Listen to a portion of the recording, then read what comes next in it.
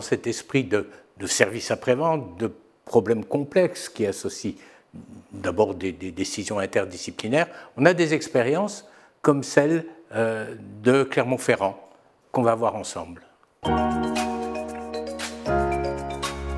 Bonjour, je suis Benjamin Duban, je suis cardiologue, praticien hospitalier au CHU de Clermont-Ferrand. C'est un service de cardiologie qui compte 20 lits de soins intensifs, 3 services de cardiologie conventionnelle, un service d'hôpital de jour, et on draine environ 1000 infarctus par an sur la région du Puy-de-Dôme. Le parc, c'est un projet de prévention secondaire, d'optimisation de la prévention secondaire. Pour des raisons logistiques et de capacité d'accueil, on réserve ça à nos patients post-infarctus de moins de 65 ans. C'est un parcours complet sur 1 an suite à l'infarctus. Ça se compose de 3 grands temps. Donc le passage en hôpital de jour, 1 à 3 mois après l'infarctus, une consultation IPA environ 6 mois après l'infarctus, et puis une consultation avec un cardiologue pour un suivi un peu plus classique de cardiopathie ischémique à 1 an de l'infarctus, qui peut se faire soit avec un cardiologue du CHU, soit avec un cardiologue libéral, en fonction des possibilités du patient et du choix du patient. Pour faire un petit zoom sur le passage en hôpital de jour 1 à 3 mois post-infarctus, c'est un hôpital de jour qui va se composer d'une réévaluation cardiologique avec un cardiologue, donc revoir avec le patient s'il a refait des douleurs, voir comment ça se passe avec les médicaments, un examen clinique, un électrocardiogramme, une échographie bien sûr, un Doppler périphérique avec évaluation des TSA, de l'aorte abdominale. Et puis, si c'est un patient qui était pluritronculaire, on va profiter de ce passage en hôpital de jour pour la revascularisation des lésions non coupables.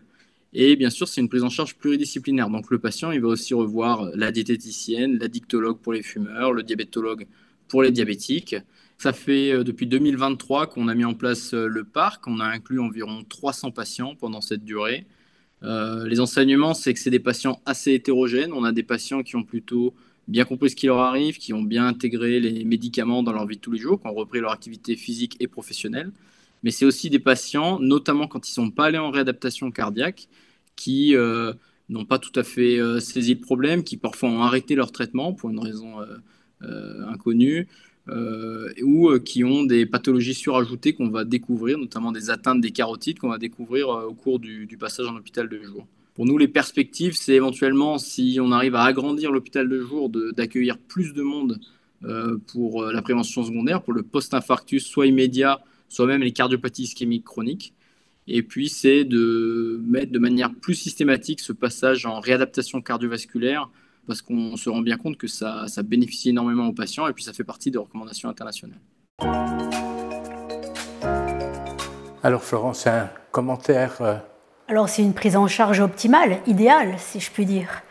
C'est une prise en charge multidisciplinaire, relativement précoce après le syndrome coronarien aigu, donc c'est le bon moment pour mettre en place toutes ces mesures de prévention secondaire dont on a parlé, à adapter aux contraintes locales. Pas si simple de le faire partout, mais c'est une expérience qui est intéressante et qui mérite d'être poursuivie et évaluée. Oui.